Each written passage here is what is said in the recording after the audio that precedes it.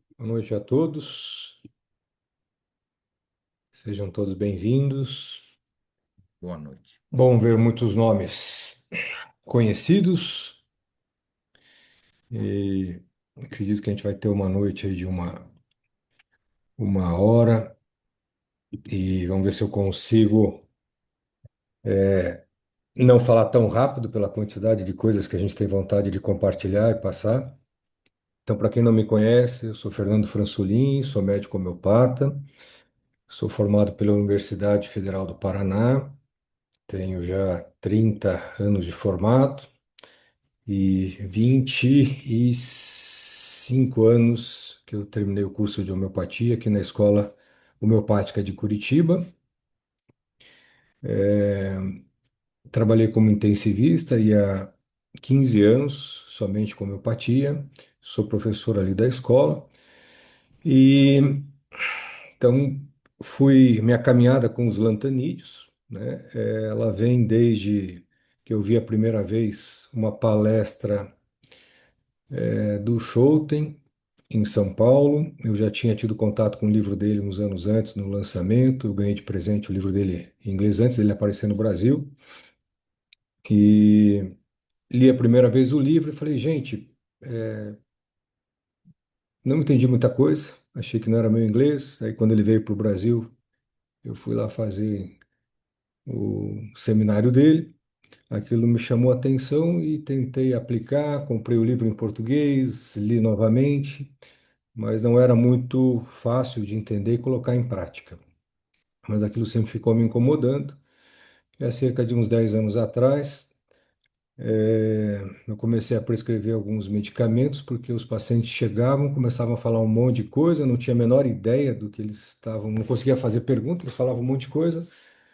E no final da consulta eu falei, o que que eu tenho? Eu tenho um paciente que tem algumas características que querem vencer o mundo, dominar o mundo, ajudar todo mundo, algumas características que eu lembrava dos lantanídeos. Comecei a prescrever alguns remédios e começaram a ter respostas que me chamaram muito a atenção. A gente acredito que o destino vai trazendo as coisas para a gente de uma forma que a gente não consegue muito entender. Acho que a gente é só um caminho. E eu comecei a ver que muitos desses pacientes, no começo, tinham algo em comum, que era essa coisa de falar um monte. Você perguntava uma coisa, eles falavam meia hora, 40 minutos de um monte de coisas. Mas todos eles eram muito inteligentes. Aí fui lá no Google, coloquei pessoas muito inteligentes e descobri esse universo da superdotação. E desde então eu venho lendo, estudando já há cerca de 10 anos esses dois universos, Lantanídeos e o universo dos superdotados, né? Quando eu coloquei na chamada, né, Lantanídeos, o segredo revelado, né, porque o Schouten, o Ian Schouten, que é esse médico é, holandês, né? Que ele trabalha já com os minerais, com uma repertorização temática. O nome do livro é Lantanídeos Secretos, né? Que os lantanídeos eles são elementos químicos das chamadas terras raras, que quando foram descobertos eles eram considerados muito raros, porque eles estavam escondidos dentro de outros minérios, né? Daí que vem o termo lantanos, que é em grego, que significa escondido, secreto, né? Por isso que vem o nome do livro, Lantanídeos Secretos, ou Escondidos, que origina o nome do livro. E me chamou muita atenção porque nessa observação, né, hoje são 10 anos que eu venho utilizando os medicamentos, eu estou com uma experiência de mais de 500 pacientes tratados e sendo acompanhados com esses medicamentos. A grande maioria deles são pacientes com superdotação, que é um universo muito à parte, muito interessante, que a gente médico a gente não tem conhecimento, porque não é um CID, ele não é doença, faz parte das neurodivergências, mas não é nem transtorno nem doença, então não tem CID. E a gente não aprende a ver na faculdade nada sobre isso, né? Na psicologia, na formação em psicologia, eles têm uma aula durante o curso, na pedagogia também.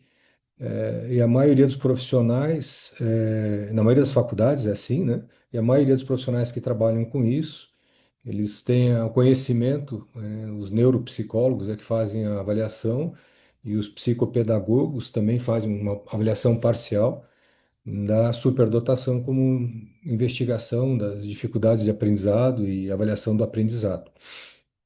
Então, as pessoas precisam fazer dessa avaliação na parte de neuropsicólogo, é que mais tem conhecimento, e os neuropedagogos também auxiliam.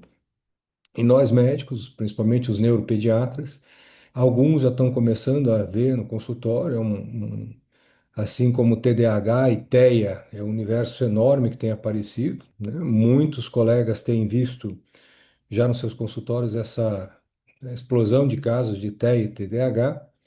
E nessa minha observação desses 10 anos, eu tenho observado que cerca de 60% dos pacientes que chegam com diagnóstico médico, psicológico ou autodiagnóstico de TDAH não são TDAH, são pacientes com superdotação.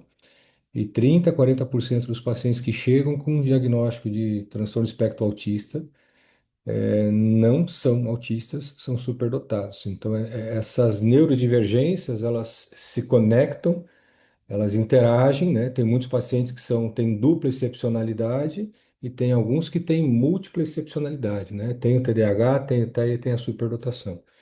Então é um universo muito novo que está vindo no consultório. E o que me chamou muita atenção é que assim como os elementos são escondidos, estão por trás de outros elementos, estão dentro de minérios, né? Compostos, e hoje eles são considerados jazidas maiores do que chumbo, para você ter uma ideia. E a grande disputa de mercados como a China e os Estados Unidos, porque esses elementos terras raras, os lantanídeos, eles são muito utilizados em baterias, em computadores, celulares, televisões, telas de LED, lentes de equipamentos fotográficos de alta precisão, satélites. Então, tudo que hoje tem de tecnologia de mais moderno, eles usam esses elementos de terras raras, que são supercondutores, na maioria deles. E aí a gente vai ver algumas características das pessoas com altas habilidades. E eles também, esses pacientes que vão tomar os lantanídeos ou que precisam de lantanídeos, eles também estão escondidos atrás de sintomas comuns. Então, como ansiedade, pensamento acelerado, transtorno de ansiedade generalizado, insônia, inquietude, agitação, agressividade. Então, eles confundem muito com pacientes com TEA, com TDAH. E a gente acaba só enxergando esses comportamentos porque existe uma natureza. No primeiro momento, a gente acha que o superdotado é só uma criança inteligente ou um adulto inteligente demais e que não há motivo para a gente, não precisa de médico. E a gente vai ver que tem várias características dessa neurodivergência, dessa funcionalidade da superdotação, que traz muito adoecimento se ele não for entendido, não for compreendido e não for identificado, né? Porque não é diagnosticado porque não é doença, então não recebe um diagnóstico, ele recebe uma identificação. Então, hoje essa identificação é feita por neuropsicólogo, pode ser feito por neuropedagogo, uma avaliação parcial, e pode ser feito por nós médicos através de uma avaliação clínica que tem várias características que você vai encontrar dentro dessa funcionalidade que nós, como médicos, podemos identificar e declarar esse paciente como neurodivergente com superdotação, tá? Logicamente que hoje é uma aula onde eu vou apresentar dois casos, né? Eu tenho bem resumidos, né? Porque são pacientes que eu acompanho há 2 anos. Então, uma criança que eu vou apresentar primeiramente e o caso de um adulto, que nenhum dos dois tinham identificação de superdotação. Os dois vieram tomando medicamentos, a criança não, veio com várias receitas, mas não tinha tomado. E o adulto estava tomando vários de medicamentos. Então, vou tentar trazer os dois casos bem sucintos, né? Lembrando que a repertorização, para a gente chegar aos lantanídeos, não tem como a gente fazer hoje usando o repertório, porque muitos dos sintomas ainda estão sendo descritos, tem poucos relatos e todos os lantanídeos que tem nas repertorizações, a maioria deles tem um ponto somente, né, que vem da informação da experimentação pelo Dr. Schouten, pelo Dr. Ian Schouten. Então, a, a maior parte da repertorização que eu tenho utilizado é a repertorização temática, e existe alguns esquemas. que eu fui agregando e colocar para facilitar a forma dessa prescrição. Mas nessa experiência de 10 anos, eu consigo muito identificar isso quando eu enxergo a superdotação por trás de sintomas comuns.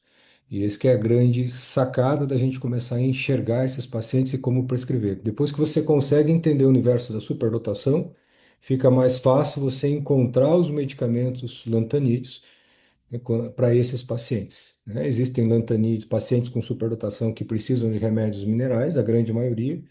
Tem pacientes que precisam de remédios de animais, que são poucos, né, que são os pássaros, e tem medicamentos, pacientes que precisam de medicamentos vegetais. É, muitos dos lantanídeos, os pacientes com superdotação, eles precisam, às vezes, intercalação de medicamentos, porque os lantanídeos eles cobrem bem a neurofuncionalidade, quer dizer, as características dessa função neuronal exacerbada, que funciona rápido demais, tem uma hipersensibilidade, tem várias características funcionais que levam a comportamentos como a gente vai ver nos dois casos. Isso é muito complexo, obviamente, a gente só vai citar, não vamos ensinar ninguém hoje, mas é para dizer como eu tenho trabalhado, e é um universo fantástico, porque a estimativa hoje é que essas crianças estão atingindo cerca de 10% das crianças no mundo hoje. Algumas escolas no Brasil já têm relato de 10 a 15% em algumas salas de aula de crianças laudadas, já identificadas com superdotação. As escolas não estão preparadas para atender essas crianças, os pais, muito menos, e a maioria dos psicólogos, pedagogos e psiquiatras e pediatras também não. E muitas vezes não ouvem as queixas dos pais, como nesse primeiro caso, tem orientações difusas e trazendo muita complicação e sofrimento para os pacientes e para a família.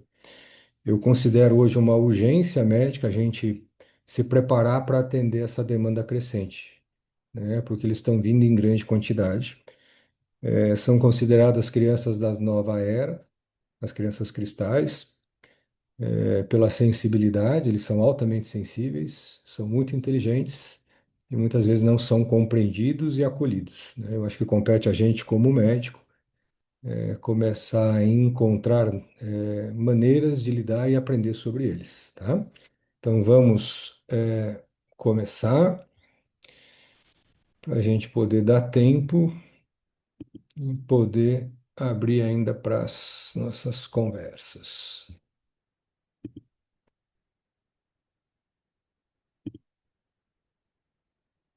Só um pouquinho.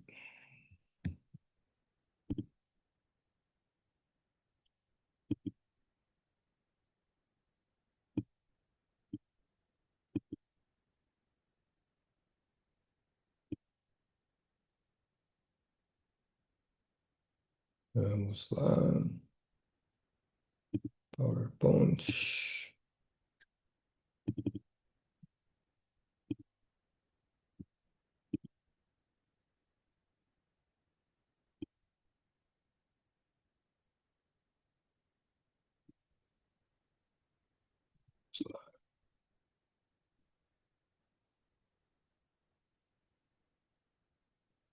Não quer entrar.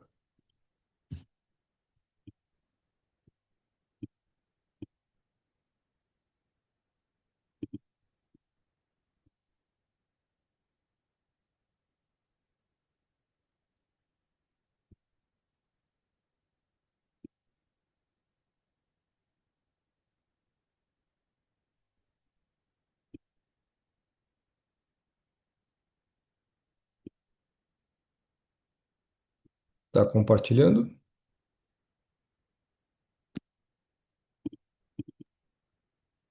Gendra? está compartilhando aqui. Beleza. Isso aqui está funcionando Sim, de maneira diferente, mas estamos lá. Então vamos lá. Então temos essa. Lembrando então que é uma repertorização temática, tá? Tem bastante base, né, dessa repertorização descrito já pelo Schouten na técnica dos minerais, né? Dos elementos dos minerais. E a gente vai começar o primeiro caso, né, desse pequeno de 4 anos, Vou falar o nome dele, que a mãe me liberou para usar o nome. É um paciente que já está há 2 anos já em acompanhamento. Ela só não permitiu as imagens nem a gravação de vídeo. Então ele já tem tratamento homeopático desde a gestação. A mãe já é paciente homeopática e ela traz ele com uma dificuldade comportamentais. Ele é muito desafiador, briga, bate. O castigo não funciona. Ele fica bem confortável em desafiar. E ele fica bem confortável quando recebe o castigo. Ele chega a dar risada e fica desafiando. Os pais já perderam a paciência com ele de agressão física pelo tamanho do desafio em situações familiares, né? A família fala que ele é um expert em dar vexames em aeroportos, festa, almoço, familiares.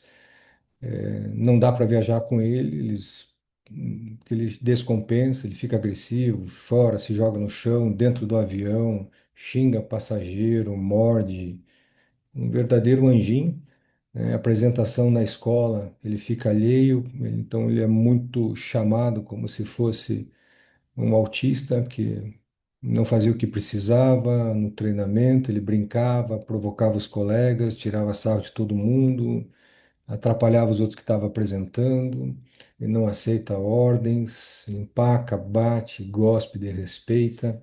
Então, você imagina uma criança que desde os 2 anos de idade tem esse comportamento. Há 2 anos, os pais estavam completamente desequilibrados, né? Ele agride bastante a mãe, o pai, os avós, uma tia, né? A mãe do menino perdeu o pai quando ele tinha 12 meses, né? E teve problemas relacionais com a família durante a gestação. Não vou entrar em detalhes. Ela tinha dificuldade para engravidar, tinha uma endometriose e obstrução das trompas, e com 3 meses após a videolaparoscopia, ela engravidou e perdeu esse primeiro bebê com 9 semanas. 3 meses depois ela engravidou e esperaram 12 semanas para contar para toda a família. No primeiro morfológico, tinha suspeita de uma formação cardíaca, o síndrome de Down, e o médico falou que poderia até ter outras síndromes e perder a criança. Ela ficou quase 2 meses até sair os exames, na incerteza.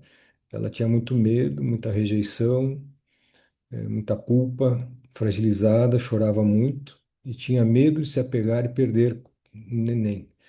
E ela não conversava com o neném, não falava com ele, tá? E ela queria um parto normal, foi até 42 semanas, insistiu com o médico, ele queria cesárea, ela não queria. Ele começou a induzir o trabalho de parto, não progredia, ela se sentiu contrariada e acabou indo para uma cesárea. Ela chamou que sofreu um abuso obstétrico, porque ela insistia que queria. Então, e ela relata que a criança nasceu tudo bem, foi tudo em ordem, só que não tem um comparativo para ela, porque era o primeiro filho. Então, ela falou que engatinhou com 7 meses, andou com 11 meses, falou cedo, com 1 ano e meio já falava bem, com 2 anos já falava frases completas, perfeitas, o que assustou toda a família. E com toda essa agressividade, com toda essa teimosia dele, a família dizia que ele era mal criado, mal educado. Então ele vive no mundo da fantasia, inventa histórias assustadoras, se diverte falando coisas estranhas de fantasma, de morte, de sangue, de faca, de matar, de metralhar, fala ao fundo nos olhos, dá risada e se diverte com essas histórias mórbidas. Teve situações em família, teve uma prima da mãe de 70 anos que gritou com ele, gritou com ela, que ele era mimado, birrento e que faltava apanhar numa festa em família, né, que educavam mal e todos cobram isso pela impulsividade dele e agressividade, né, que ele não tem limites, é agressivo, xinga, fala o que pensa, porque ele não quis beijar essa prima da mãe, essa senhora de 70 anos, e falou para ela que ela fedia e era feia, em que ele não gostava de velhos. Então a família toda estava contra eles, né? Eles foram para terapia, a família toda terapeutizada, a mãe tomando remédio já porque a homeopatia não estava dando conta, ela tinha crises de nervos diariamente, não sabia mais o que fazer. Ele já estava fazendo terapia cognitiva comportamental, a mãe e o pai também, de orientação, trazendo problemas na escola, então ele foi convidado a sair de 2 escolas particulares e foi para uma escola pública onde a psicopedagoga falou que lá ele aprendia a se socializar. A mãe estava tomando remédio, já não aguentava. não obedecia de jeito nenhum. A mãe estava exausta, né? E ele veio com um diagnóstico de TEA com TOD, né? Transtorno espectro autista, mas transtorno opositor desafiador. Ele estava em tratamento, ele fez tratamento com dois excelentes pediatras homeopatas, estava com um neuropediatra, neuropsicólogo acompanhando e tinha indicação de tomar Ritalina e quetiapina pela agressividade e pelas. E a mãe não quis dar, estava insistindo, e aquela velha história, eles chegam até a gente, como última esperança. E eu perguntei para ele o que que ele tinha medo, né? Ele falava que só tinha medo de amar, porque amar dói. Então você vê uma criança de 4 anos falando para você, e muitas vezes ele respondia quando eu perguntava para a mãe, uma criança de 4 anos e meio.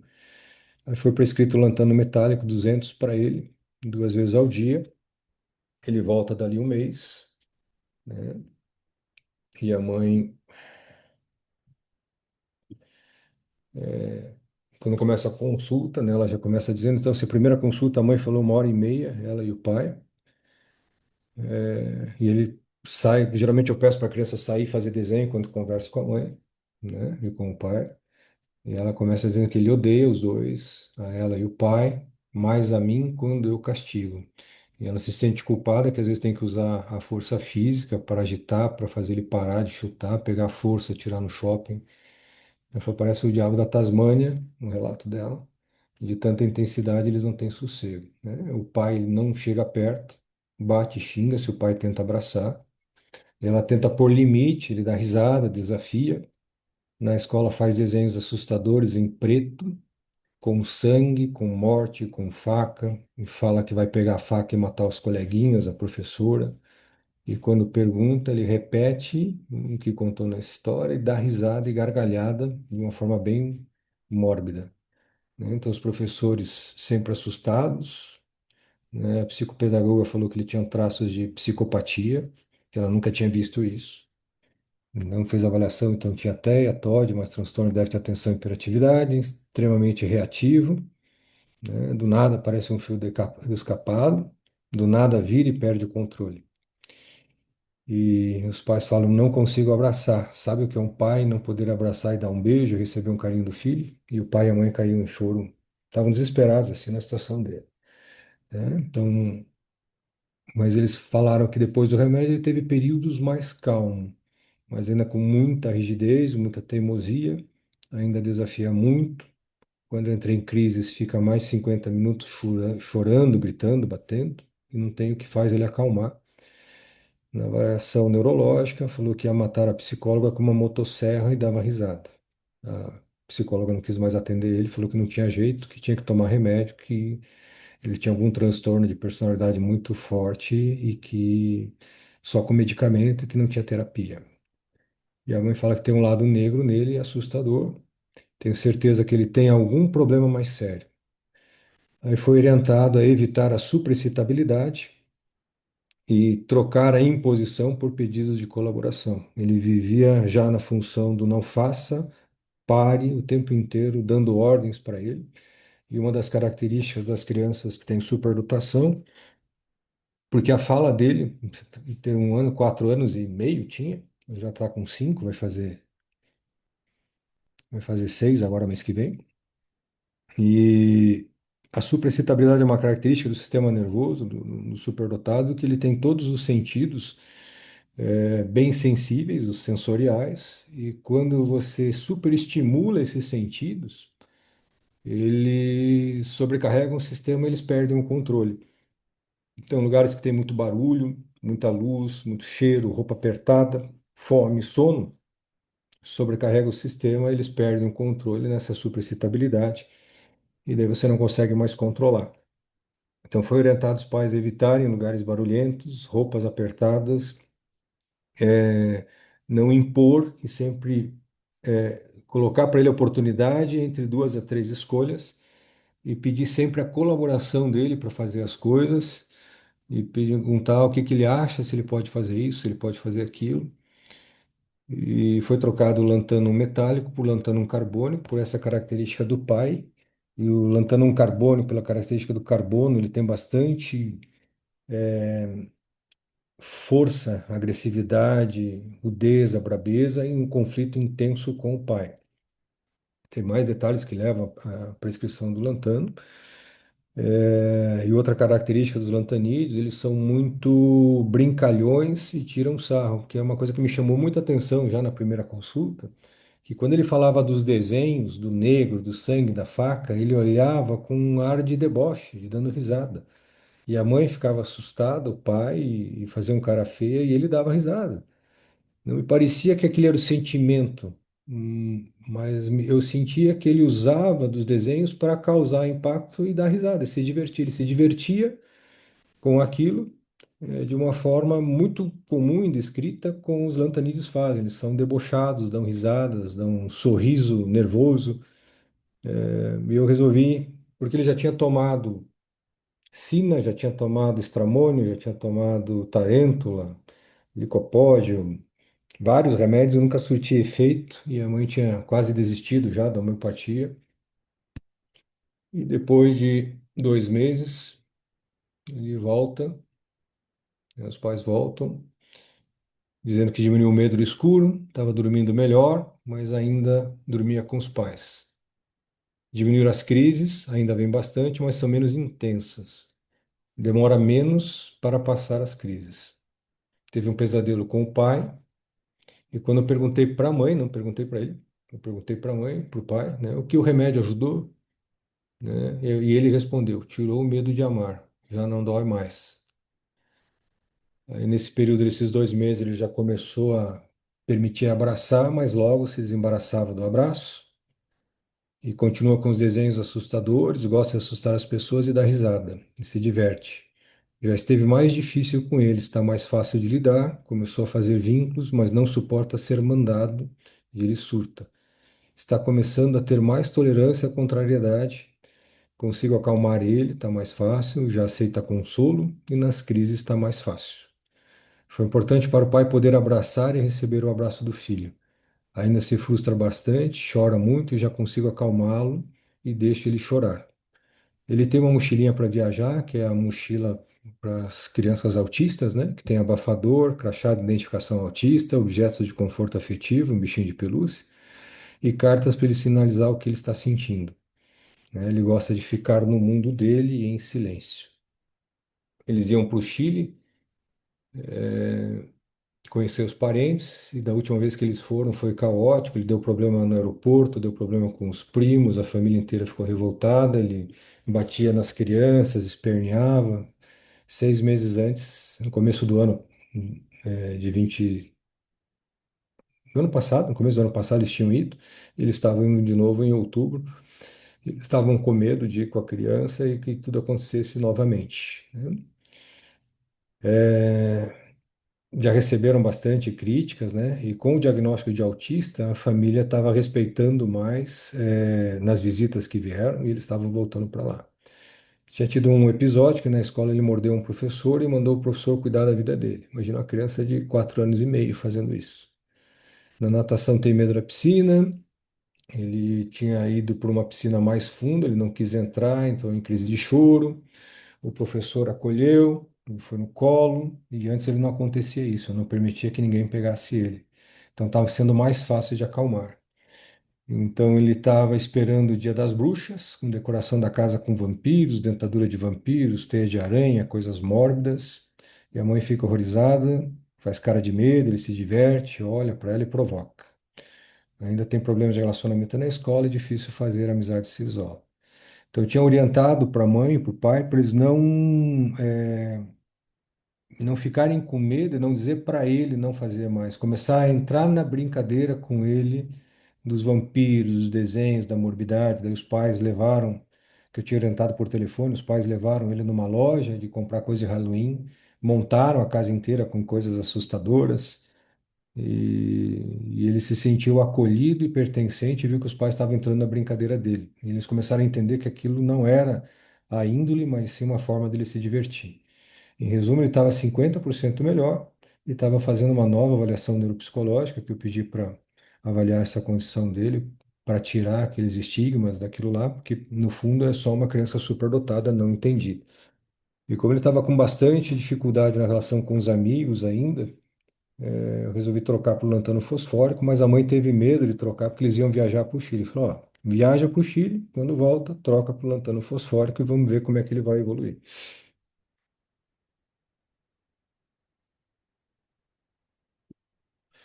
Dia 8 de novembro, ele retorna, dormindo no quarto dele, uma noite quente, o pai estava roncando, ele levantou e foi para a cama dele e ficou lá. Então ele começou a se relacionar bem com as crianças já na viagem. Era outra criança, não tivemos problemas. Nem usou a mochila. A avó paterna respeitou a orientação de não ser invasiva, que é uma das orientações que a gente passa tanto para os autistas como para os superdotados, né? É que você tem que respeitar o espaço. Eles precisam de muita autonomia, independência e liberdade. E quando esses três fatores são, e segurança, são quatro pilares, quando eles quatro pilares são afetados, eles descompensam, né? E ela falou que passamos a viver em paz. Está respeitando as regras, está menos sensível, estamos conseguindo lidar com os excessos de estímulo, estamos mais seguros em lidar com ele, diminui a pressão. Uma grande mudança afetiva e comportamental.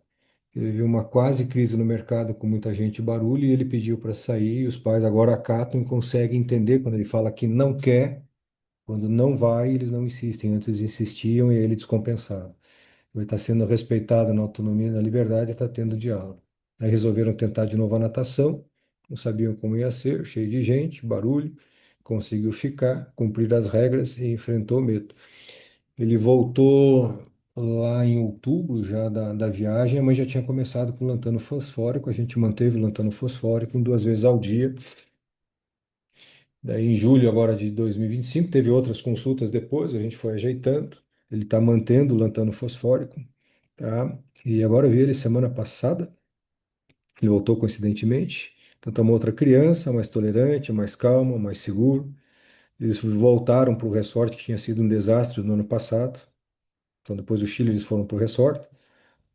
Tinham medo pelo caos da viagem, que tinha sido na experiência do ano passado, mas ele pediu para voltar para lá. A família resolveu levar, porque ele tinha se comportado bem na viagem do Chile, e resolveram passar uma semana lá no resort, com todos os contratempos, não descompensou. Ele fez um desenho de helicóptero voando e sorrindo, e o pai refere que todos os desenhos agora são felizes e coloridos. Quem está mais legal com você, o pai ou a mãe? Ele falou que é a mãe. A mãe está mais legal? Por que a mãe está mais legal? O que ela melhorou? Melhorou de dar mais carinho. Falei, olha, ele completa, dava menos carinho antes e agora dá mais carinho para você. E que tipo de carinho você gosta que a mãe te dá que está te deixando melhor, Joaquim? Falou de beijo. Né? Então, esse é um caso de já 1 ano e meio de acompanhamento. Aqui tem os desenhos dele. Esse aqui logo, ele vinha sempre preto e com vermelho, que eram as cores que ele dominava, que fazia todo mundo horrível. Esse aqui foi 3 meses depois da primeira consulta, ele já começou a colocar cores nos desenhos. Esse aqui foi um desenho também em setembro, antes da gente entrar com o Lantana, onde ele coloca uma vaca e derrubando leite, né? Lembrando que teve bastante questão na gestação, que ela tinha medo de amar e se apegar à criança, e a criança tinha esse medo de amar a mãe e o pai, porque doía. Criança com 4 anos, né? Esse aqui é a decoração dele do Halloween. Depois, só que eles foram nas lojas de Halloween, compraram toda a casa e decoraram, né? Então, vai fora. Isso é ele que escreve, tá? Com 5 anos.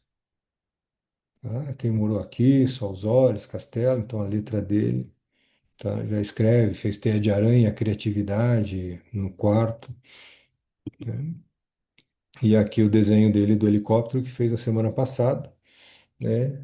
Lembrando que eles gostam de liberdade, é de um desenho, eu não lembro o nome do desenho. Ele falou que a brabeza do helicóptero é para assustar as pessoas para não fazer ele de bobo, né? A gente sabe que no desenho eles expressam, né? E aqui coloca as cores do Lantanide, eu achei bem engraçado. Eu perguntei do verde. Eu falei, deu vontade de desenhar verde, né? E tem algumas cores que são relacionadas à inteligência, afeto e segurança, tá? O segundo caso, depois a gente já abre para conversa, para tirar. A gente tem mais 25 minutos. Outro caso é o mais curto, é um caso também que tem 2 anos já, quase 2 anos e meio, 3 anos, vai fazer agora em agosto, que eu acompanho ele. Ele chegou numa consulta com depressão, ansiedade, transtorno de ansiedade generalizada, síndrome de pânico, faz acompanhamento com psiquiatra, com terapia. Há 6 anos teve crise de ansiedade, estava usando Lexapro, Frontal e quetiapina ocasionalmente. Há 2 anos estava indo numa reunião do México, ia para Miami, no balcão dessa companhia aérea. Ele desabou a chorar e não conseguiu embarcar. Em 2012 já morava na Califórnia, teve compulsão alimentar, sentia falta dos pais, tristeza e não tinha preparo emocional. Foi a primeira crise de depressão e ansiedade lá em 2012. Em 2015 ele morava em Detroit, não conseguiu sair para uma reunião, ficou trancado no quarto do hotel e as crises foram ficando mais frequentes de ansiedade e queria voltar para casa. No Brasil ele ficava bem e não queria sair do Brasil. Sempre tinha crises fora, em Singapura, Las Vegas, China, Nova York, viagem a trabalho ou de férias, sempre com crises de ansiedade, que muitas vezes ele não conseguia fazer nada.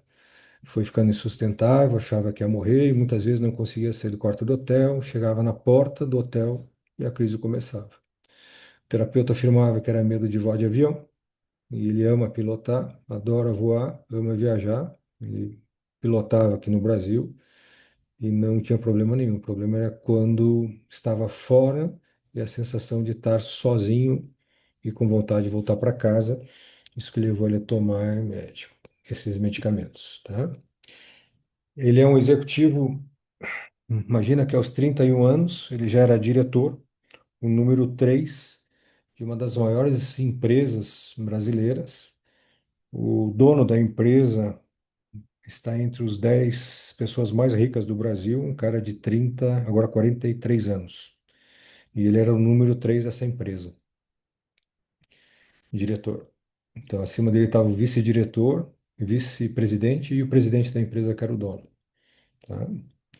Ele coloca que sempre necessita de apoio e de ter alguém para que ele não se sinta sozinho. Sinto que não vou ter ninguém, que não consigo me conectar, porque sou desse jeito, tão fechado, uma ilha. Afasto as pessoas e não tenho paciência para conversas chatas e burras. Hoje consigo viajar, não sou mais diretor do banco tal, porque ele pediu para sair, porque ele falou que não tinha mais como subir na empresa, porque o vice-presidente também era sócio, o vice-diretor era vice-presidente, era sócio da empresa, e só tinha ele, o dono da empresa, e não tinha mais desafios para ele, e não tinha para onde mais subir. Ele já tinha bastante dinheiro nessa idade, aos 31, e falou que podia viver um bom tempo sem precisar trabalhar, mantendo o padrão de vida dele. E ele queria novos desafios, estava cansado, né?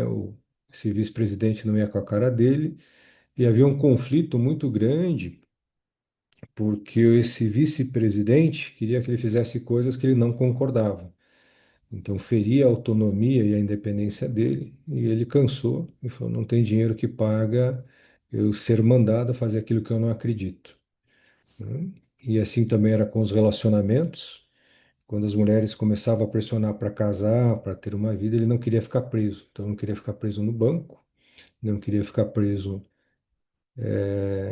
em relacionamentos, ele tinha medo. E depois, nas consultas, né, a gente foi descobrindo que era um medo de perder a autonomia, a liberdade dele em todos os lugares. Que são temas que aparecem, né? A gente fala que é repertorização temática. Esse tema de autonomia, independência, liberdade, segurança sempre vai estar nos eixos dentro das consultas na fala do paciente.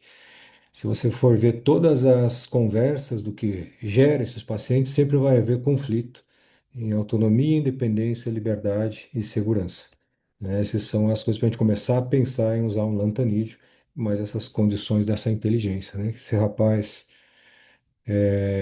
fala 4 idiomas, né? Estudou fora, fez faculdade fora, tem uma carreira brilhante, uma ascensão rápida, um patrimônio mais de 10 milhões aos 31 anos, né?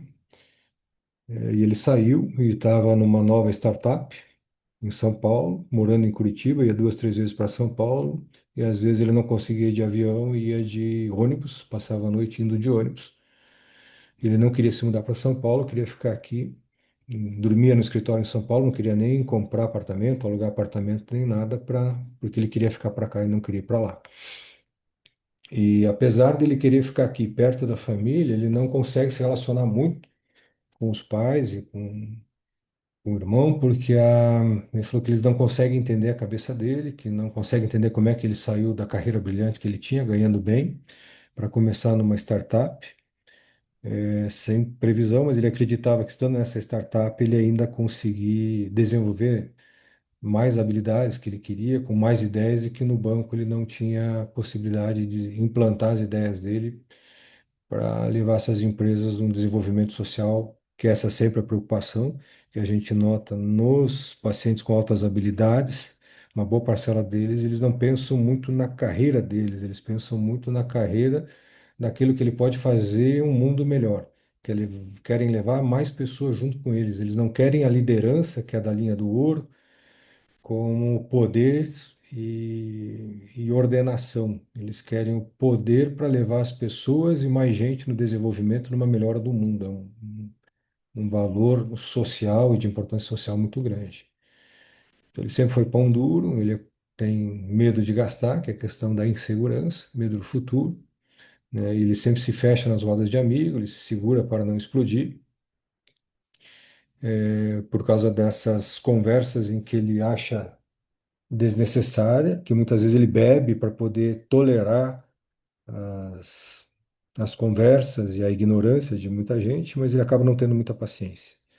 Ele ainda tem crises que ele trava, né? Ele acha que o hotel é como se fosse uma cabine blindada que vai segurar ele e que vai proteger ele no que vai acontecer lá fora. Ele tem uma sensação de não sabe o que vai acontecer se ele colocar para fora do hotel. Antes eles tinham só viagens fora e ele estava tendo crise no Brasil. Ele trabalha muito desde os 15 anos de idade. A mente dele não para, a mente é 100% financeira. Ele precisa ter tudo no controle, colocar tudo em ordem, preparar melhor o trabalho. Ele tem muita coisa na cabeça, a cabeça dele não para, por isso que ele tem que tomar o frontal para poder dormir. Às vezes chega a tomar três vezes ao dia o frontal para poder trabalhar, para poder parar a ansiedade e a mente. Então, é muito ansioso. Tem dia que preciso do frontal, já adiantei ali. E eu sempre pergunto para os pacientes adultos, né, quais são os conflitos atuais, né, que isso faz parte da investigação da respiração, da repertorização temática, né? Quais são os teus conflitos, né? Ele coloca aqui o trabalho e o relacionamento. No trabalho não é tanto o ato operacional, não é a dúvida da habilidade dele, né? E nem o resultado financeiro. Ele sabe que vai vir em algum momento, mas ele quer ser eu, ele quer ser ele, né? Fazer como, quando e onde eu quero.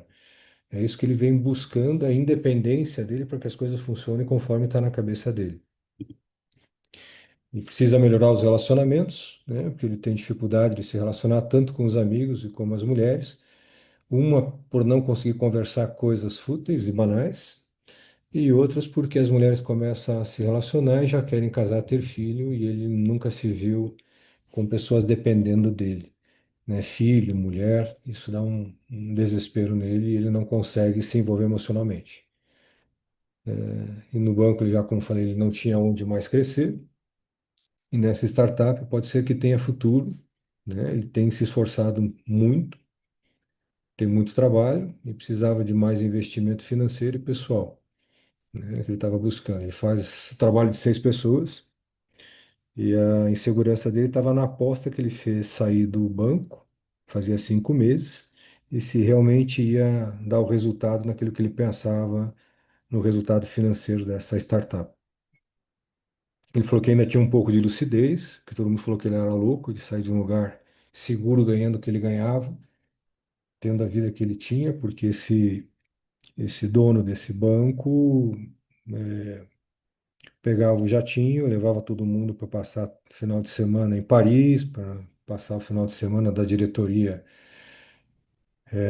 nas praias mais agitadas, com tudo pago, iate, Grécia. Então eles tinham uma vida da diretoria bem confortável ao lado desse diretor, né? E ele falou que isso tudo não faz sentido na vida dele, e que não era por isso que ele estava fazendo o que estava fazendo. Então, ele já estava com 35 anos, conseguiu construir uma base, daqui 4 anos preciso aprender a controlar a mente e me relacionar. O remédio escolhido foi Prométhium muriático, já vou dar uma falada um pouquinho nele. Eu, às vezes, paciente adulto, para poder observar, principalmente o homem, eu faço uma dose por semana, uma dose cada 3 dias, para eles poderem observar o efeito do remédio. Dentro de 20 dias ou um mês, eu vejo o que eles observam com a tomada do remédio, né? Aí, no retorno foi em setembro, ele continua tendo bastante ansiedade, mas ele estava mais leve. Ele achou interessante é que depois dos remédios, assim que ele foi tomando, ele foi tendo novos focos e novos insights. E o comentário que me chamou a atenção dele, já fiz tanta terapia, tanta coisa, mas nada que desse uma mexida tão rápida. Eu tinha comentado com ele da superdotação, né? Ele deu risada na minha cara, como todo mundo. Ele refutou, ele foi ler e fez sentido. E ele ficou se perguntando, com tantos anos de terapia e psiquiatra, nunca ninguém passou perto de realmente saber como eu sou. Nem eu sabia quem eu era, né? Então, o relacionamento, ele estava tendo mais paciente com a namorada. Ele chegou até a sentir saudades numa viagem que ele foi para Dubai e teve vontade de estar junto, né? Começou a ressignificar a relação. Chegou a primeira vez a pedir desculpas pela ausência dele, porque quando ele viaja ele não ligava. E a questão hoje é a ansiedade e a angústia. Ainda com dificuldade de conectar com a família. Parece que a mente está mais clara. Isso é uma fala que me chamou muita atenção desde o começo, que eu comecei a atender esses pacientes. Depois dos lantanídeos, o que eles mais colocam é que a mente está mais clara, consigo pensar melhor, ainda penso antes de pegar o voo, e algumas vezes vou de ônibus para São Paulo. Parece que a ansiedade está sob maior controle. Estou diferente, mas não sei explicar o quê. Mais controle da mente, talvez, menos sensível, mais exposto. E o sono, mesmo ainda tendo que tomar frontal, parece que está diferente. Antes parecia que tinha um barulho constante de pensamentos. Agora está melhor. Eles falam que ficam mais calmos, parece que o ruído da mente diminui. E alguns dias já não tomo frontal. É um mês, tá? Então foi mantido o Prométhium muriático, com M, 5 gotas 2 vezes ao dia.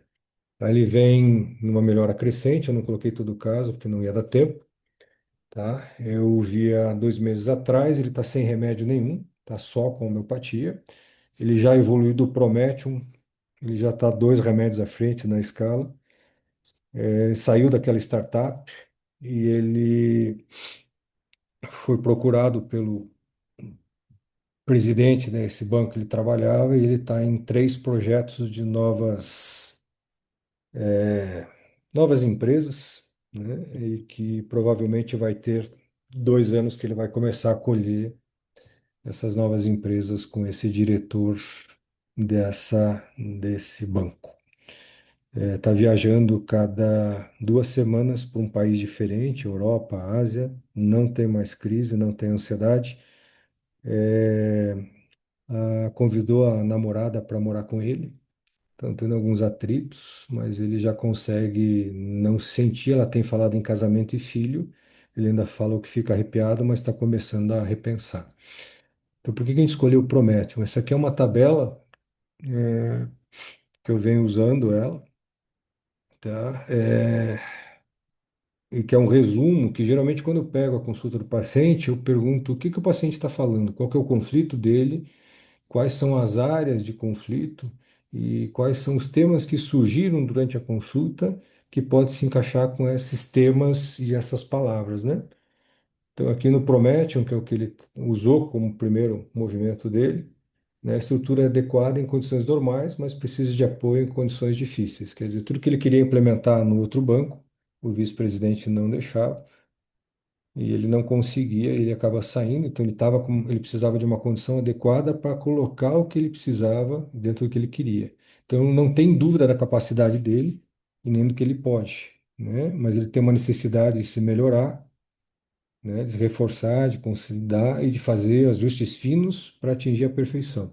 Por isso que ele saiu da empresa em busca desse desenvolvimento, né? E ele foi para uma startup pequena para ajudar eles a atingirem, porque ele acreditava no ideal dessas startups.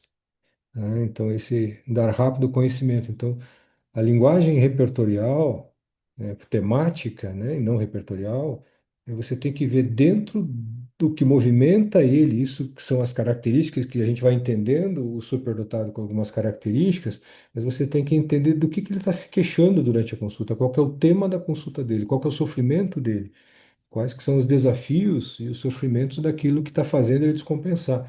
E dentro da fala, eu procuro ver dentro da tabela periódica, eu já vou mostrar para vocês como é que a gente acha esse esquema, que é bem detalhado, né? Então, ele tem sempre as palavras-chaves, eu tento ver que se a ação dele, de como ele está enfrentando, tem alguma dessas palavras que leva a identidade com a fala do paciente, né? Então, assim, reforço, consolidação, fortalecer, refinar, aperfeiçoar, melhorar, realçar, polir, né? Até onde se pode crescer, que é a temática dele, né? Que na empresa ele não podia crescer, ele queria continuar crescendo, né? Quanto mais se pode fazer, que é colocar todos os planos e as ideias dele.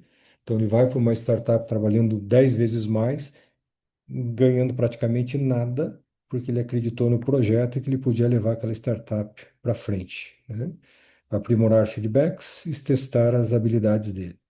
Ele tem toda a jornada dele, depois, que a gente foi mexendo conforme as questões com os sócios dessa startup, teve bastante dificuldade, mas ele tem um crescendo de consciência muito grande. Hoje ele não toma remédio nenhum, só homeopatia. Perdeu 15 quilos, faz academia todo dia, e está levando uma vida que ele nunca esperou que levava nos últimos 15 anos, desde quando ele teve a primeira vez a depressão, né? Hoje ele encara que o que ele tinha não era crise de ansiedade, transtorno generalizado, mas crise de supraexcitabilidade por excesso de pressão, cansaço, não dormir, excesso de barulho e fome. Então ele aprendeu a se respeitar dentro da sensibilidade sensorial dele. Quando ele percebe que tem muito barulho, muita agitação, alguma coisa, ele se retira e tem os mecanismos que a gente trabalha de educar o paciente, quais são os mecanismos de descompressão desse sistema de supraexcitabilidade sensorial. Então, lembrando que os lantanídeos estão dentro da tabela periódica, né? Eles estão na coluna, na linha 6, né? Na terceira coluna, eles estão como todos numa gaveta, então a gente tem todos esses elementos e esses elementos são combinados com outros sais. Então, existe a temática da linha 6 do ouro, tem a temática dos lantanídeos e tem a temática de cada coluna, que é o estágio de como a pessoa lida com os problemas dela, né? Então, a gente precisa desse conhecimento, conhecer a teoria dos minerais de Schouten, né? Conhecer qual que é o lema, o tema de cada linha, né? Para entender aonde que está o paciente, o superdotado, né? Então, o superdotado tem estado geralmente na linha 6 e as colunas vai depender do estágio de como ele coloca o sofrimento dele, né? Então, sempre, né, eles são solitários por não se sentirem compreendidos e não revelam muita coisa, eles se escondem, né? Então, está aqui o pensador profundo, o brincalhão, e esses desejos que é o que movem e que geralmente são os causadores do sofrimento dos pacientes superdotados e que é o mesmo universo, superdotado e lantanídeos, é o mesmo universo. Quando eu comecei a estudar, eu vi que os dois têm a mesma linguagem, os mesmos sofrimentos e a mesma temática, né? Eu cheguei a mandar um e-mail para o Schouten, ele me respondeu que sim, que era o remédio das crianças da nova era. Agora, no Congresso da Holanda, eu tive a oportunidade de ter ele vendo o meu trabalho, a apresentação, e depois ele veio conversar comigo e agradeceu, que só mostra que esse trabalho, né? Na época eu apresentei 380 casos, até o período que foi a inscrição do Congresso, com um resumo disso. E ele falou que isso só mostra que o livro dele não é teoria, como muita gente fala que ninguém consegue aplicar. Ele estava bem feliz por ter conseguido trazer a aplicabilidade do remédio num universo que ele também desconhecia como a superdotação. Eu tenho trocado algumas mensagens com ele. Sexta-feira ele me convidou para colocar o meu trabalho, em alguns casos, no site dele, que jure, que ele andou lendo e ele não tinha percebido esse universo da superdotação, apesar de estar tudo escrito no livro dele, né? Então é uma coisa de uma beleza muito grande que a gente pode ajudar. Vocês viram esses dois casos, né? Então, toda autonomia, liberdade, independência e segurança, tá, é o que faz eles levarem. Então, isso é um assunto muito extenso, né? Mas esses dois casos mostram para a gente o quanto esse infinito é muito legal. Tá? Então, aqui tem a tabela periódica, tem a temática de cada medicamento, né? Os estágios, o que significa, as principais temáticas de cada estágio, né? As altas habilidades, eu vou passar em 30 segundos para vocês, né? Então, as pessoas não são só inteligentes, mas precisa. Essa é uma das características que é adotada no Brasil. Existem várias outras teorias, né, e discussões, mas precisa ter habilidade acima da média, comprometimento com a tarefa e criatividade. Então, a pessoa que aprende muito rápido faz muito mais do que os outros e alta criatividade, capacidade de dar soluções para as coisas, não é só a criatividade na arte, mas é a pessoa que enxerga a resolução dos problemas com uma rapidez que os outros não conseguem. Então, essas três condições a vida inteira são características da superdotação. Mas não é só a nível intelectual, tá? A gente tem várias características, a gente tem muito preconceito achando que é só uma pessoa inteligente e que é aquele de óculos escuro que não faz e que só obedece, e que está certinho e que não dá trabalho, e o que não é. Então, a gente tem vários tipos de inteligência, são 7 inteligências descritas por Howard Gardner. Isso também é muito questionado, tem alguns teóricos, alguns psicólogos que não aceitam e contra-argumentos aqui, mas ele conseguiu descrever as inteligências linguística, lógico-matemática, especial, comportamental, corporal, sinestésica. As pessoas têm habilidade física, como jogadores, atletas, inteligência musical, habilidade para instrumentos, aprende a tocar só de ouvido, sem nunca fazer aula, né? Linguística, então o QI ele só dá a inteligência acadêmica, tá? A gente tem uma inteligência interpessoal, a intrapessoal, e agora mais duas que foram acrescentadas em cima da teoria do Gardner, que é a inteligência naturista e inteligência existencial, tá? Também chamada inteligência intuitiva. Tá? Todas elas têm características, têm universo, cada medicamento pode se enquadrar em cada um deles, né? Sintomas mais comuns do levantamento que eu fiz desses 380 casos, né? Pensamento acelerado, insônia, dificuldade de concentração. Então, atrás desses sintomas, né, você vai encontrar um paciente superdotado. Se você investigar a vida acadêmica, a produtividade e a criatividade, se tem a sensibilidade dos sentidos e a sensibilidade emocional, mais de 90% dos pacientes superdotados são pessoas altamente sensíveis emocionalmente. Tudo é muito intenso, tá? E dura muito para passar. Nas crianças, né, essas questões que lembram bastante, os licopódios da vida, né, que é a contradição, questionador, inquietude, nervosa, déficit de atenção, hipersensibilidade sensorial e emocional, desafiadoras, né, porque eles querem autonomia e independência, então se você manda, eles não obedecem. Agora, se você pede, eles aceitam, basta não mandar. Pediu, geralmente eles concedem, porque eles estão sendo colocados à autonomia deles, à liberdade. Então, se você mandar, eles já pegam aquilo e já começam a ficar nervoso.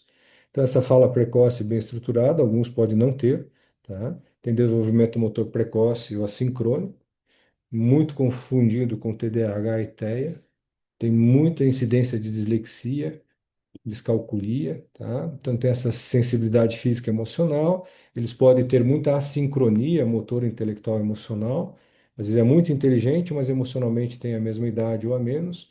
Ou é muito inteligente, às vezes não consegue com 7, 8 anos ainda amarrar cadarço, abotoar botão, dificuldades motoras. Tem uns que têm atividade motora precoce, outros atrasado. Então essa sincronia é natural na superdotação pelas fases de desenvolvimento neuronal.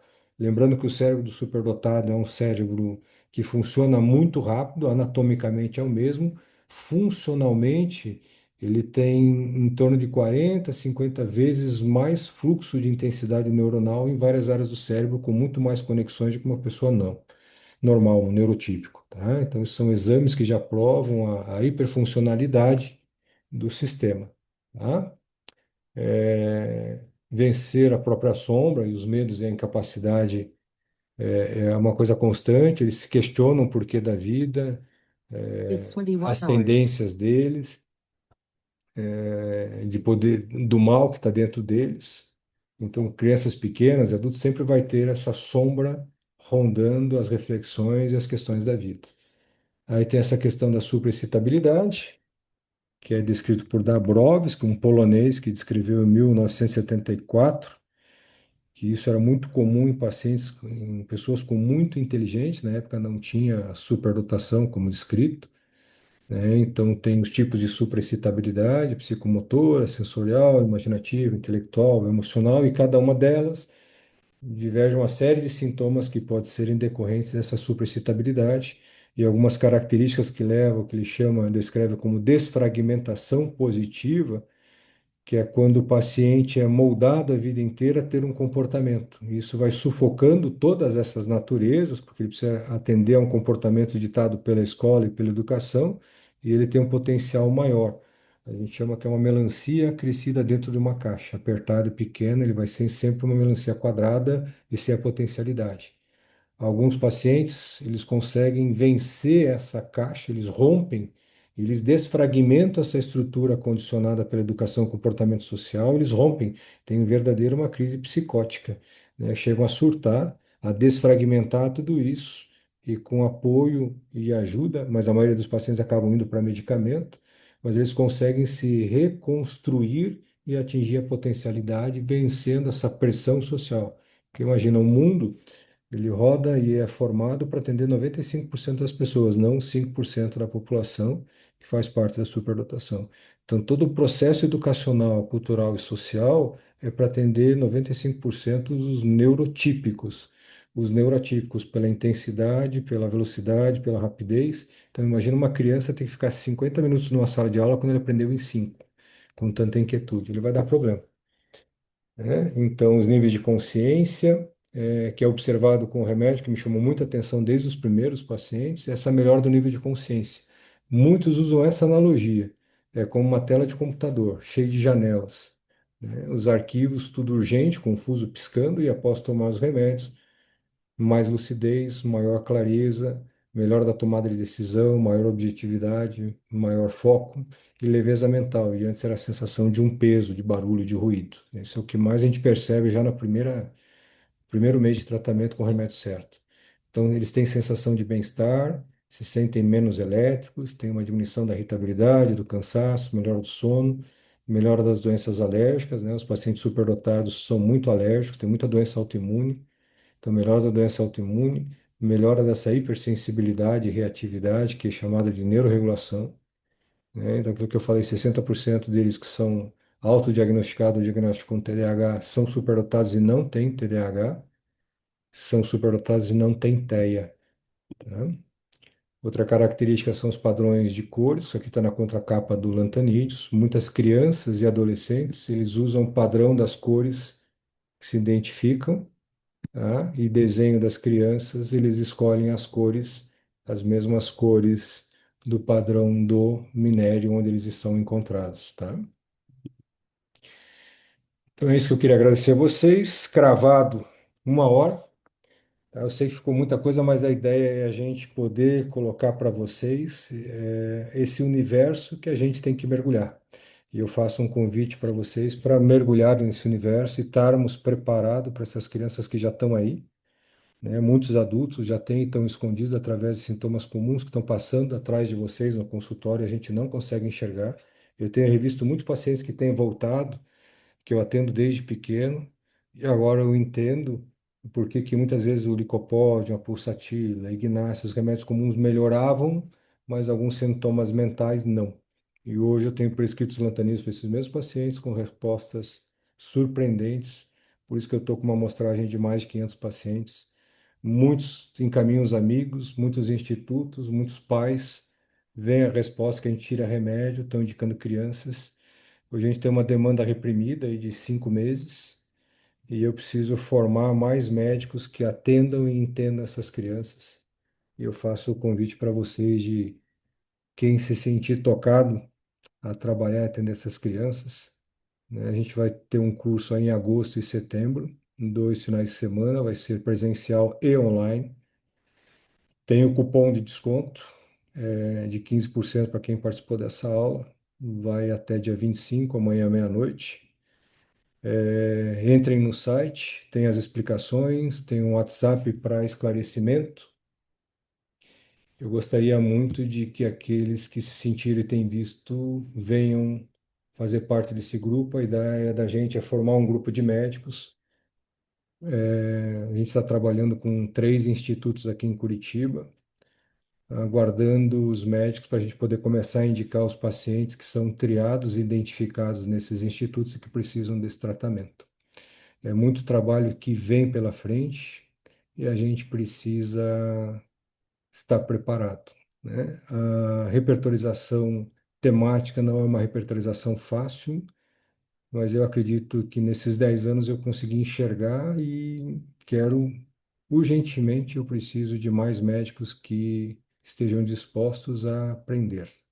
Além do curso, a gente tem o ambulatório de altas habilidades da escola, onde a gente atende pacientes encaminhados por esses institutos para atendimento social e que vai estar aqueles que participarem do curso, quiser participar, a gente já tem alguns que já estão participando, onde a gente vai trabalhar com esses pacientes, tem discussão de casos, conforme a quantidade de pessoas disponíveis, a gente vai ampliar esse ambulatório para ser quinzenal, hoje ele é uma vez por mês, também já tem fila de 3 meses, e a gente precisa se preparar, gente, para atender essas crianças. Elas estão sofrendo, vocês viram o estrago que é para a família, para esses pacientes tomando um monte de remédio quando eles não precisam. A gente tem o melhor instrumento terapêutico que é a homeopatia, né? Existe a combinação de remédios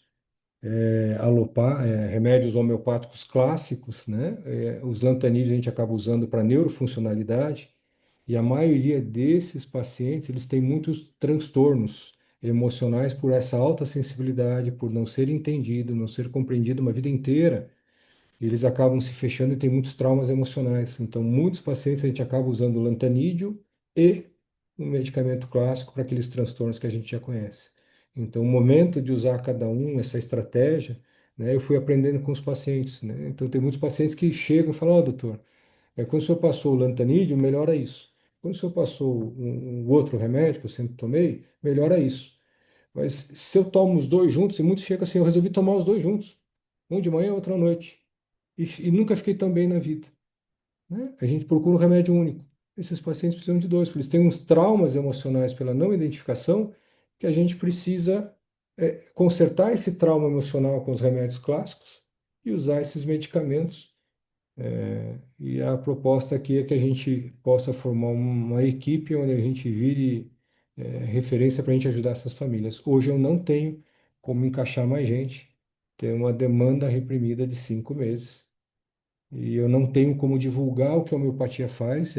A partir desse curso, a minha ideia é usar o recurso proveniente desse curso para transformar a escola de homeopatia num polo de desenvolvimento da homeopatia, com propagandas, com divulgação da homeopatia e do que ela tem feito por esses pacientes na mídia, em mídias sociais, trazer jovens identificados com essa realidade. Tem muitos jovens. Eu estive em São Paulo, tem pessoal de São Paulo que está aqui, que participou da Plenitude lá do Lucas. Então, essa juventude está se identificando com isso. Eu acho que eles estão vindo preparados para atender essas crianças. Então, realmente, esse é um chamado para que a gente possa se preparar para atender esses jovens e começar a ver aqueles que já vieram e que estão sem identificação por aí, sofrendo com remédio e que muitas vezes você prescreve um bom medicamento e a gente não consegue as respostas mais intensas para isso. E eu queria agradecer a Simone, que eu estou tão feliz de ver a Simone aqui, e ela sabe por quê, né, Simone? Quem quiser sair, pode sair, ficar à vontade. Estou aberto para respostas, para dúvidas. Temos 73. Jandra, o que que você triou aí de para eu responder para as dúvidas? Não saíram dúvidas ainda. Olha, nós falamos do curso, falamos outras coisas aí, mas não tiramos nada. Mas sabe o que a gente podia fazer? Uma foto com as câmeras abertas. Ali Acho que tem vale ali a do pena. Agnaldo, ó. Vamos, pode fazer. Quem quiser abrir a foto do Agnaldo, Bário. Então, o Bário está presente. Eu já prescrevi em 2 pacientes com superdotação, apesar de estar na linha do ouro, não fazia parte dos lantanídeos. Uma coisa bem interessante que a gente vai ver no curso é que a gente não dá muita bola no livro, que são os arquétipos mitológicos gregos, né? Então, quando a gente vai ver cada medicamento ele tem um arquétipo. O pessoal vai abrindo aí e a gente vai fazendo a foto que eu vou falando. Cada coluna e cada medicamento ele tem um arquétipo dos 12 trabalhos de Hércules, tá? Então, o Bário e o outro que vem na sequência, antes dos Lantanídeos, são a história de como acontece com Hércules e por que que ele tem os 12 trabalhos. Então, você tem como o Praziodímium, que é o remédio, quando o paciente está com tanta tarefa que ele faz que ele não consegue dar conta. A angústia dele na consulta é assim, doutor, eu estou fazendo mestrado, doutorado, eu trabalho, eu tenho filho, eu tenho família. Quanto mais eu faço, mais trabalho vem, eu não consigo dar conta, não vou aguentar, não vai acabar nunca. A sensação é que eu não acabo nunca. É a descrição de Hércules cortando as cabeças de Medusa. Então ele corta uma cabeça, vem duas, corta duas, vem quatro. O trabalho nunca acaba. Então quando você entende o mito, né, o arquétipo, você vai encontrar esse arquétipo na fala do paciente. Então, à medida que você tem guardado os arquétipos, fica mais fácil você identificar o medicamento que o paciente precisa. E a combinação do sal vai depender do conflito existente com as linhas, tá?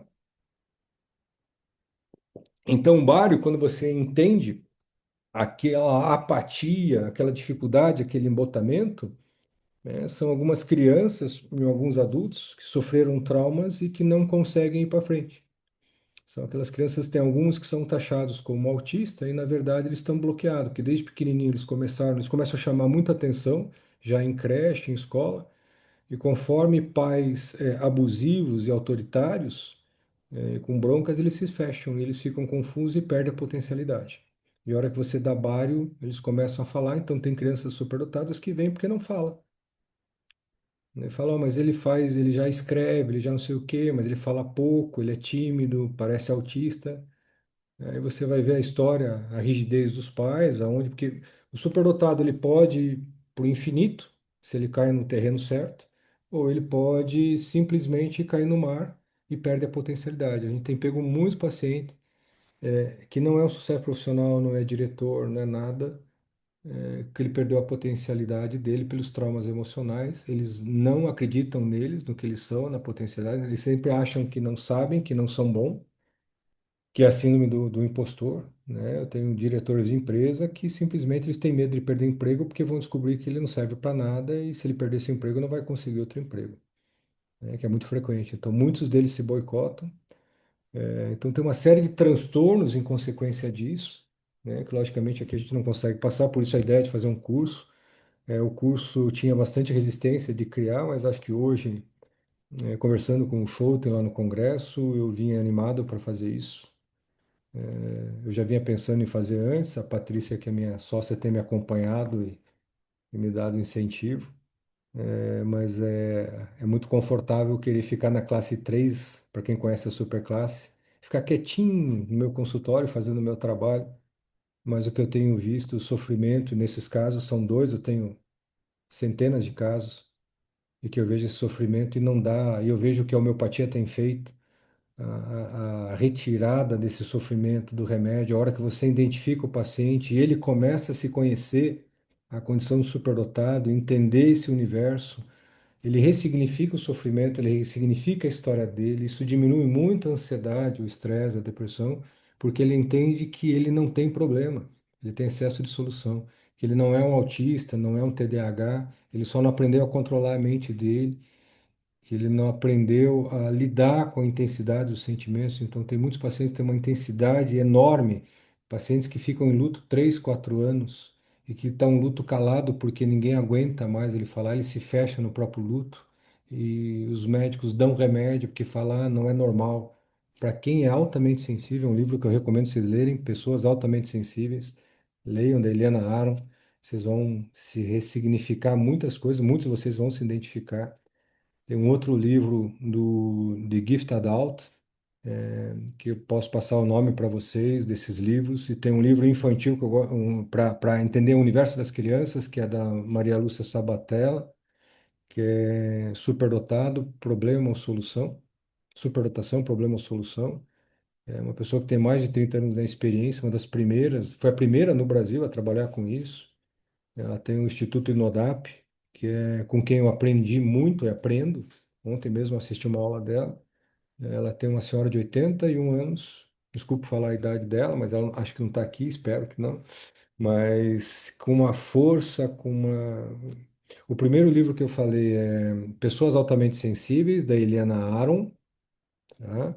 O segundo é de Adult, The Gift Adult, que só tem em inglês, tá? Depois eu coloco o link para vocês, só tem em inglês, chega pela Amazon em 2 semanas, que foi uma das primeiras americanas, tem mais de 20 anos que ela trabalha com isso, com o superdotado adulto, né? E como você identificar no sofrimento da pessoa a condição de superdotado, que o superdotado está escondido atrás de sintomas comuns, como depressão, ansiedade, inabilidade. A Thalita já está colocando, a Thalita é minha secretária, está colocando os nomes ali, né? Então tem muito material, tem muita gente falando, tem gente exagerando, mas assim, a gente nós como médicos, nós precisamos entender esse universo da superdotação e estar preparado para acolher e atender essas crianças e esses adultos também. Então fica o convite para vocês. Mais dúvidas, perguntas? Jandra? G? Ó, pessoas altamente Não sensíveis, saiu muitas perguntas, estou aqui. dias e horários. Os dias e horários do curso. Vai ser dia 23 e 24 de agosto, é um sábado, das 8 da manhã às 18 e no domingo das 8h30 ao meio-dia e meia, tá? No final de semana de agosto. E em setembro vai ser 27 e 28, também no mesmo horário. Tem todos os links na minha página, tem o Linktree no Instagram. Se entrar, tem um lugar dúvidas e o que vai estar abrangindo o curso. No curso eu vou estar falando sobre os lantanídeos e também sobre altas habilidades. Então as aulas vão ser juntas, cada medicamento vai ter uma parte da funcionalidade e das características do superdotado, tanto para infantil como adulto. No primeiro final de semana de agosto vai ser uma abordagem mais pediátrica, que são os primeiros medicamentos, mas também alguns de adultos, e no segundo mais focado para adulto. Mas vai ter também uma mistura para não ficar muito fácil para vocês e a gente poder treinar o olhar através dos casos clínicos, tá? É bem, bem interessante. Quem puder vir presencial, eu gosto muito do presencial, porque a troca, a conversa vai ser gravado, vai ficar à disposição por 3 meses para quem quiser fazer. A gente vai criar uma mentoria para estar acompanhando quem fizer o curso, com horários de mentoria, participar do ambulatório, vamos estar acompanhando e depois fazendo aulas para tirar dúvida. A ideia é formar e grande parte desse recurso do curso vai ser direcionado para promover a homeopatia e a divulgação, que a gente está muito tímido. E a gente precisa fazer isso e promover o que a homeopatia tem feito por esses pacientes, né? Eles têm diagnóstico, mas a psicologia, a pedagogia não tem terapêutica. Você faz terapia comportamental igual aquela criança. Estava fazendo terapia cognitiva comportamental, que é o mais indicado. Mas olha o sofrimento da família dessa criança, né? E a mudança em 2 meses, 6 meses. Faz um ano que ele começou o tratamento, ele veio semana passada, dá vontade de morder. Eu tenho vontade de mostrar o vídeo que eu fiz dele, a voz dele. Ele fala feito um adulto. Vai fazer 6 anos. Ele agradece, ele conversa, de óculos escuros, bochechudo, ele é lindo, uma graça, o Joaquim. Senta no colo, agora dá beijo no pai. Ele ficou sentado no colo do pai, a consulta inteira fazendo carinho no braço do pai. Isso não tem preço. Uma criança fadada com um monte de diagnóstico, um monte de coisa, não tinha nada disso. Porque a gente não sabe ver. A gente não sabe enxergar essas crianças sofrendo, a gente vai colocando rótulo, né? Dando diagnóstico e colocando rótulo. E a gente tem essa capacidade de mudar essas vidas, né? E a gente tem que se preparar para isso. Então fica o convite. E vamos ver se eu acho mais alguma pergunta aqui. Jana, você não viu mais nada, né? A Mariana Jacobs, e ela tem outros livros Não também. tem perguntas. Tá Né? todo mundo extasiado.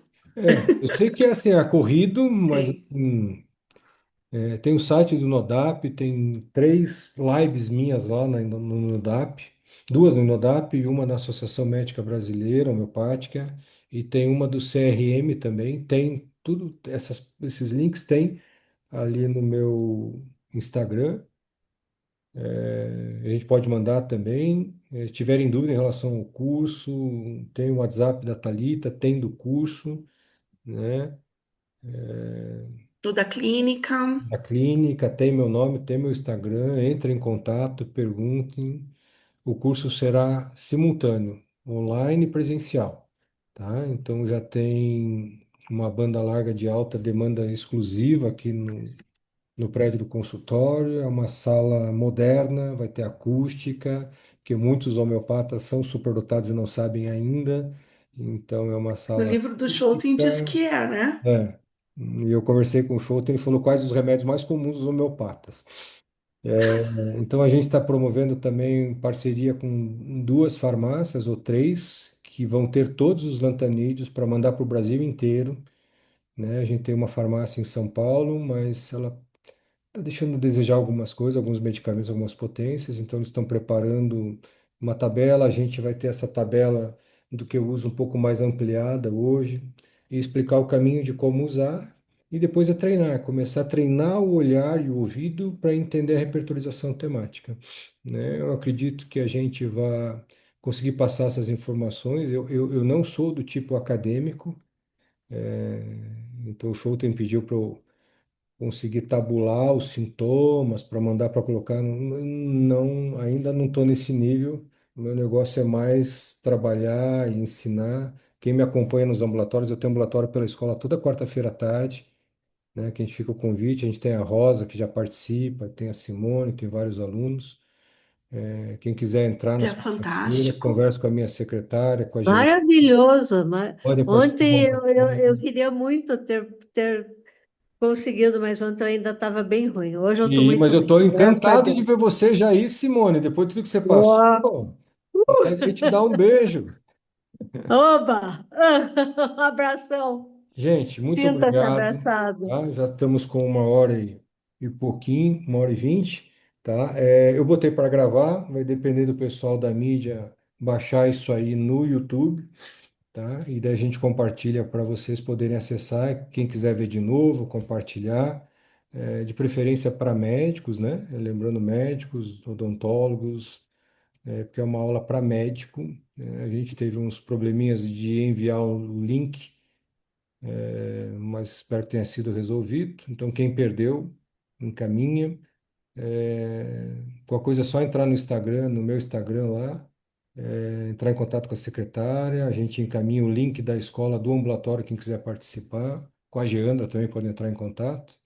Agradeço a presença de todo mundo, tá? Estou aberto e espero que tenham coragem. Lembram-se, os recursos do curso será revertido para a escola de homeopatia, para a divulgação da escola e da homeopatia nas mídias sociais. Essa é a finalidade, tá? E o curso vai ficar gravado com alta qualidade de vídeo e som, tá bom? Gente, obrigado a todos. Ana, que bom Obrigada, tê-la aí, doutor Fernando. Ana. Imagina. O pequeno lantanidinho aqui agradece. Pois é. Você sabe que eu vi um trabalho essa semana que a gente identifica já eles abaixo de um ano por aquilo que eu Ai, chamo a atenção lá em Londrina, o olhar deles, que eles conversam pelo olhar. É o primeiro sinal disso, deles, da comunicação é. pelo olhar, tá? É o Obrigada, que o doutor. Que psicólogo e maravilha. neuro já indicam, tá bom? Aham. Gente, boa noite, obrigado a Obrigada. todos. Estamos colocando aí à disposição, Até. tá? Gratidão. E talvez a gente tenha uma live antes do curso com o Schuppen, tá? Estou Tchau, tentando acertar com ele o bebê. horário, ele se dispôs, mas eu tenho que acertar algumas coisas com ele ainda. Se der, ele vai falar um pouquinho do próximo trabalho dele, seus livros para lantanídeos, para plantas para autistas, tá? Samambaias. Mas vamos ver se a gente consegue marcar o horário com ele. Boa noite para vocês, muito obrigado. Liana, prazer em vê-la. Oi, Bom, Fernando, que prazer te ver, saudades. também, Liana, um beijo enorme. Vera Beijo. Vasconcelos também, muito bom o pessoal aí. Thaís. Gente, vocês podem ir embora, eu não vou ser, não vou Oi, ficar na cara Chay. de vocês. Estão saindo, estão Bom, saindo. Calma, calma, boa calma. noite para todo mundo. Boa Andréia, Karen tá noite. aí, Evandro, Dalgisa, né, Dalgisa? Boa noite. Boa noite para você. Boa noite. Ficam com Boa Deus. noite. Boa noite, boa Boa noite, noite. fiquem com Deus. Obrigado, Amém. Rosa. Um beijo. Quem mais que tá por aí? O pessoal tá indo. Boa noite, também estou feliz de ver a Simone. Muito bom. Gente, boa noite. Eu vou desligar aqui, tá? Fiquem com Deixar na Deus. tela. Até mais.